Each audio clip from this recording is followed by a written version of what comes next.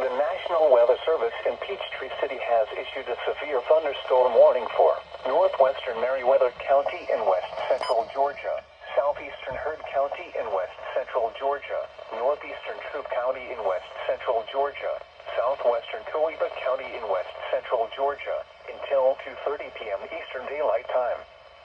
At 1:50 p.m. Eastern Daylight Time, a severe thunderstorm was located over Corinth, Oregon, 8 miles southeast of Franklin, and is nearly stationary. Hazard, 60 miles per hour wind gusts and penny-size hail. Source, radar indicated.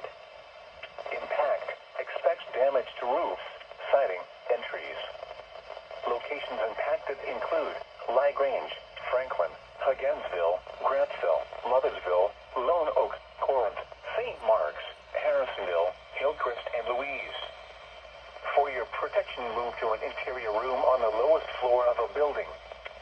If you see wind damage, hail, or flooding, wait until the storm has passed, and then call the National Weather Service toll-free at 1-866-7-634-466 or tweet us your report at NWS Atlanta.